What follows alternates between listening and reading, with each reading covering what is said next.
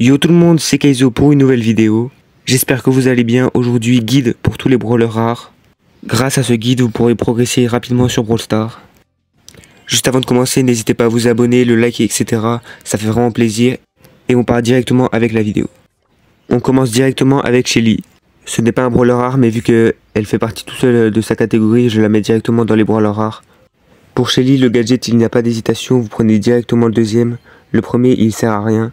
Le deuxième vous permet, entre guillemets, d'être un long range, donc prenez celui-là. Concernant les équipements, moi j'ai fait une erreur, mais ne faites pas la même. Donc vous pouvez prendre bouclier et dégâts. Et si vous êtes un peu plus expérimenté, à la place de bouclier, vous pouvez prendre vitesse dans les buissons s'il y a des buissons. Concernant le pouvoir star, les deux sont importants, mais le premier est plus efficace. Pour les débutants, je conseille le deuxième, car il vous permet de vous soigner. Même si le premier est intéressant parce qu'il vous permet à vos mates de toucher sans difficulté. Et donc les modes pour jouer Shelly sont Brawl Ball et Razed Gem. On passe directement au suivant, Nita. Les deux gadgets de Nita sont intéressants. Le premier vous permet de stone et le deuxième c'est un bouclier. La plupart du temps vous prenez le premier, mais le deuxième est intéressant si les ennemis n'ont pas assez de dégâts pour détruire l'ours. Concernant les équipements, vous prenez augmenter la puissance du familier de 25%, il est très intéressant. Et vous pouvez prendre bouclier si vous êtes débutant, ou sinon dégâts ou vitesse. Pour le pouvoir star, les deux sont intéressants. Le deuxième vous permet, surtout en braquage, de faire un maximum de dégâts. Et le premier aussi intéressant en Brawl Ball, si les adversaires n'ont pas de dégâts, sinon vous prenez le deuxième. Concernant les modes pour jouer Nita sont souvent Brawl Ball, braquage, Razed Gem et un peu zone réservée. On passe directement au prochain brawler, Colt. Pour Colt, le premier est le plus souvent utilisé, même si le deuxième est très important si vous voulez open la map. Pour les équipements, je vous conseille l'équipement mythique, épique et le bouclier. Vous pouvez aussi remplacer le bouclier par dégâts. Concernant les pouvoirs stars, cela dépend de la map. Si vous êtes sur une map ouverte, vous pouvez prendre le deuxième. Par exemple, sur zone sécurisée, vous pouvez prendre le deuxième, alors que sur une map fermée, mieux vaut prendre le premier. On passe directement avec Bull. Pour Bull, il n'y a pas de débat sur le gadget. Vous prenez directement le deuxième. Le premier est vraiment inutile. Pour les équipements, je vous conseille dégâts et régénération, puisque bouclier, il a déjà beaucoup de vie. Après, vous pouvez aussi remplacer dégâts par vitesse dans les buissons s'il y a beaucoup de buissons. Pour le pouvoir star, la plupart du temps, vous prenez le gros dur, le deuxième, même si le premier est intéressant, surtout en braquage, pour faire un maximum de dégâts au coffre.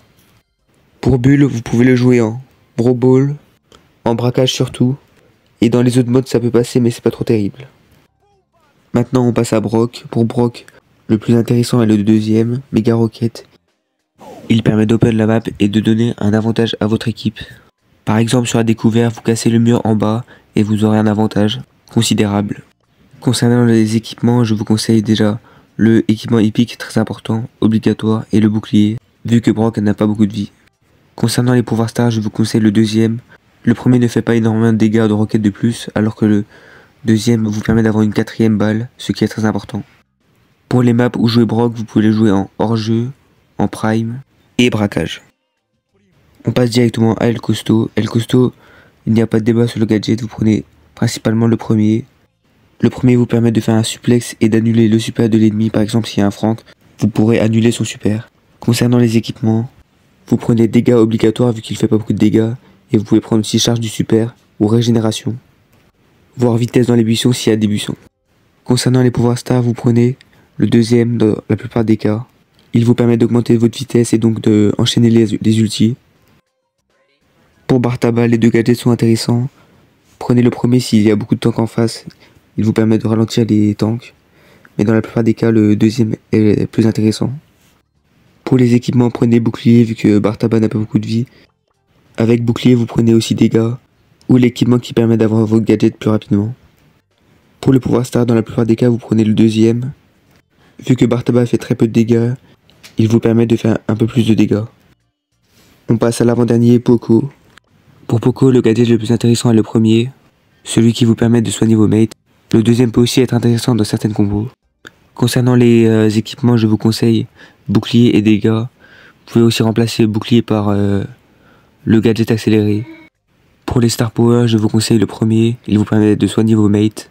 Le deuxième n'est pas très intéressant à part si vous jouez en survivant solo. Poco, vous pouvez le jouer en zone réservée, en Razed Gem et en Brawl Ball. On passe directement au dernier brawler rare de cette vidéo, Rosa. Pour Rosa, le premier gadget est intéressant. cela vous permettra de surprendre vos ennemis. Le deuxième aussi est intéressant si vous voulez prendre un kill par exemple en prime. Pour les équipements, vous prenez vitesse et dégâts. Vu que les tanks sont surtout forts dans les buissons, la vitesse est indispensable. En plus, si vous prenez le gadget pour faire pousser les buissons, la vitesse est vraiment utile. Pour les pouvoirs star, prenez le premier vu que le deuxième, vous êtes presque sûr de prendre le kill. Du coup, prenez le premier, en plus ça combinera avec la vitesse dans les buissons et le gadget buisson. C'est déjà la fin de la vidéo, j'espère qu'elle vous aura plu. Et moi je vous dis à la prochaine pour une prochaine vidéo. C'était Keizo.